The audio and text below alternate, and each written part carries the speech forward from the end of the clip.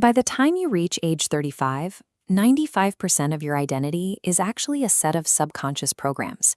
Your behaviors, your beliefs, and your emotional reactions are essentially running on autopilot.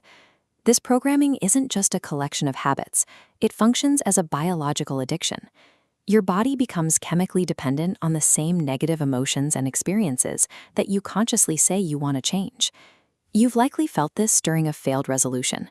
Maybe you vowed to stop severeling at night, or you promised yourself you wouldn't check a toxic ex's social media, but eventually a trigger hits. Before your conscious mind can intervene, you find yourself performing the exact action you promised to avoid. The physiological reaction is immediate. Within 10 seconds of giving in, your body is flooded with a familiar rush of guilt or shame. This is a biological mismatch. Your 5% conscious mind is attempting to change a direction, while the other 95% of your body is literally craving the chemical state that your habit provides. To understand why this happens, we look to neuroscience. Neurons that fire together wire together. When a thought and action are repeated, the physical connection between nerve cells strengthens. Staying in a toxic situation forces the body to release a steady stream of survival chemicals. Over time, the body adapts to this chemical environment. It begins to require these stress hormones just to feel its usual baseline level of normal. Most people feed this cycle without realizing it. They use their daily problems and stressors as a way to trigger the specific internal chemistry they have become accustomed to. This dependency is why it's so difficult to leave a miserable situation. To an addicted body, the chemical state of a toxic environment feels familiar and safe, while change feels like a biological withdrawal. To break this cycle, we can look at a specific scientific study conducted by neurobiological researchers to see how the brain wires itself.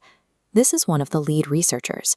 In one study, a group physically practiced piano chords for 5 days, growing significant new neural circuits. A second group only imagined playing the piano. Amazingly, their neural growth graph ended up at the exact same level as the group that physically practiced. The researchers found that both groups had developed the exact same neurological hardware. In both groups, the brain's physical structure changed to look exactly like the experience had already happened in reality. This suggests that focused mental rehearsal can install the same neurological hardware as physical practice. You can use this mechanism to overwrite your subconscious programming, provided you reach the brain while it's in its most receptive state. This chart shows the brainwave transition that happens right as you wake up. There is a specific programming window where your brain is between the deep waves of sleep and the rapid, jagged spikes of waking alertness. Most people immediately waste this window by reaching for a smartphone.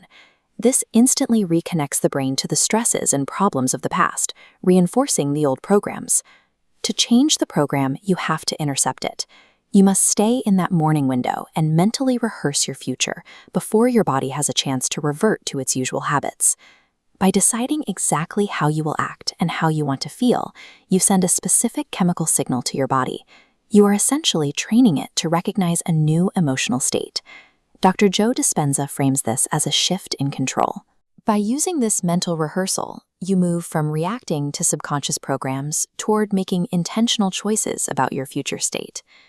Without an intentional focus on a new direction, the existing neural networks remain the default operating system, keeping the body's responses anchored to familiar past experiences.